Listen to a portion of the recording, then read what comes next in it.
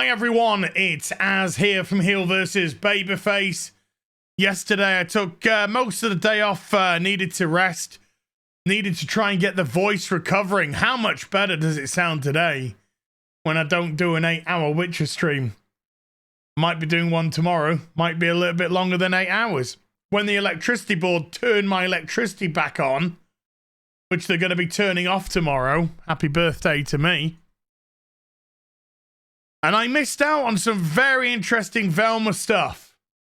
Now, I attempted to watch the Velma TV show. I've been on some streams of other, like Critical Drinker.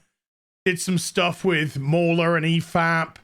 Obviously, stuff on my own, Friday Night Tights, Real BBC. However, of my own volition, because I thought we were going to continue this, I watched episode 3 and 4 of Velma as well. And after episode 4, I was out. Like, complete and utterly out. There's certain shows that I watch, and I'll attempt to watch them. National Treasure, stuff like that. What, 2 episodes in? This.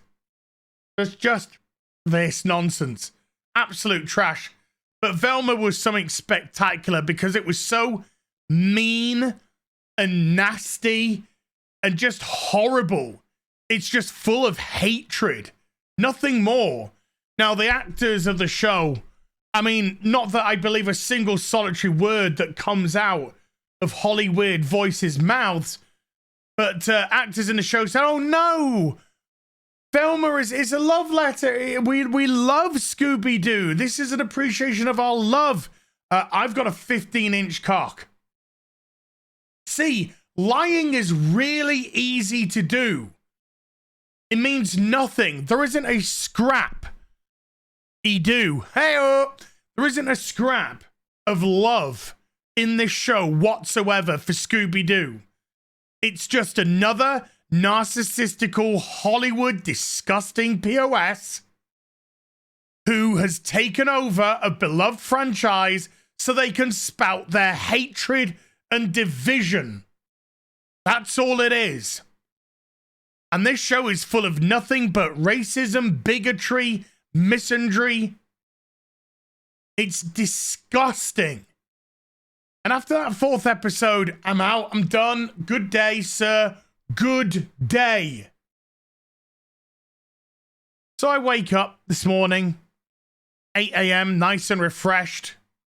Cup of tea down me. Cup of tea solves everything.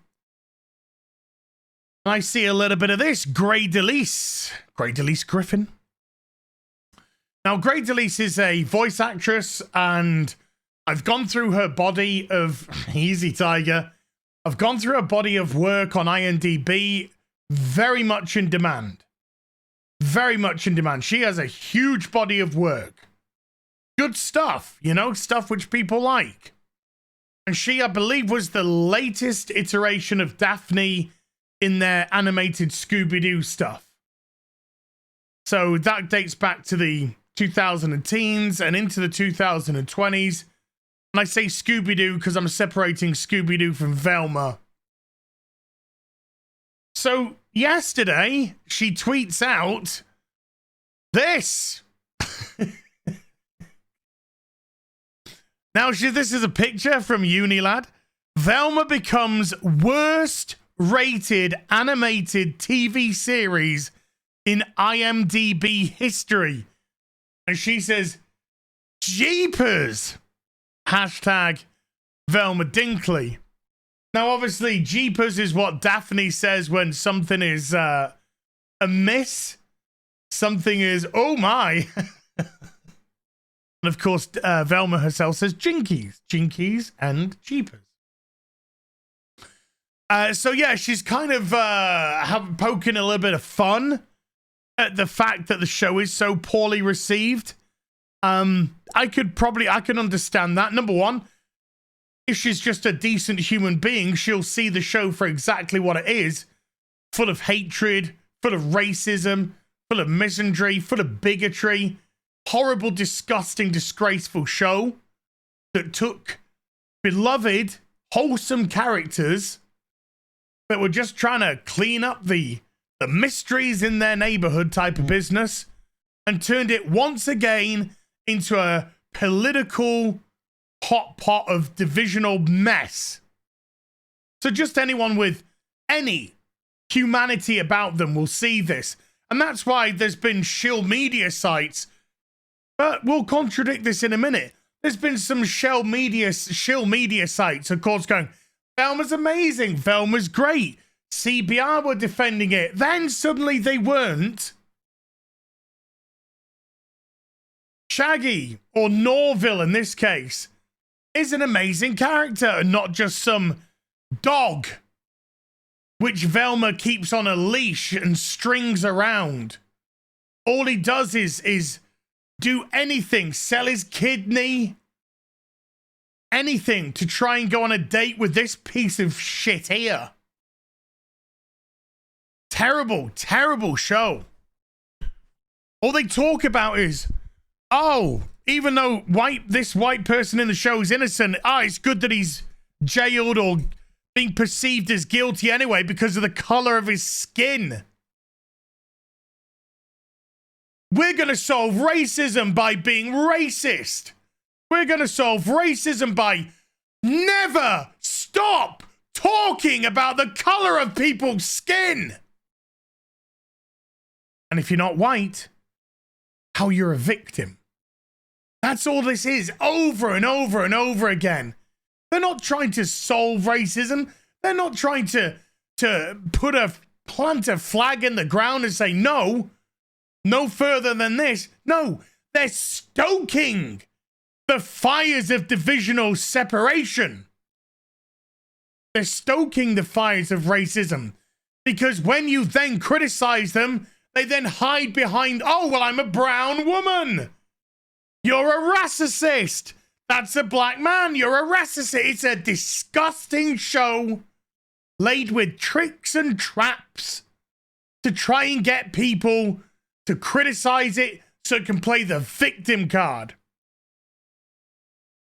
So, yeah, it's good that the voice actress for Daphne has a little stab, not a nasty one, just a little couple of fingers in the ribs. You pervert, in the ribs. But we have these, as I just discussed, shill media sites trying to come to the defense of Velma. Why? Because they're run by pieces of shit who, A, don't give a toss about the fans. What they do give a toss about are people who sponsor them. They give a toss about their sponsors, their ESG. They give a shit about the companies that make this, because if they take the piss out of Velma, HBO might not invite them to go to the premiere of something else, so they can once again write their shill piece and continue this perpetual circle of jerk. But let's just have a look at this. This is IMDb, owned by Amazon, where Velma has a 1.3 out of 10 rating. 46,000 ratings. That's a lot of Russian bots, isn't it? Oh my God. So that marries up with that. Worst rated animated TV show, which is sad because I think the animation looks quite nice. This is not Cow Arts animation drinker, just saying. That's a completely different style, buddy. This has, I think, got nice animation. And if the writing was good, this would be a good-looking show. But the writing's not. It's dog shit. But let's have a look at Rotten Tomatoes next. 47% rating with critics. Never mind the public, with critics. But how many people reviewed it? Only 30. Only 30. Where are the critics? Where are the critics who are running to defend this piece of dog shit? They're not. They don't want to. And when you don't want to criticize it and therefore be on the naughty list for the shill corporations who want you to give them glowing reviews, what do? You just don't do a review. Yeah, I'm just not going to do one. I'm not, you know. I want to go on the naughty list by giving my honest opinion, so I'm just not going to review it. And remember, this was allegedly the highest viewed animation debut on a... Look, they just make up anything. Look, I hold the record for being the first person out of my bed on January the 24th, 2023. The first person. Look, I can make up stupid fucking things as well. But only 30 critics turned out to give it a review, and it's been out now for coming up 2 weeks. Why only 30?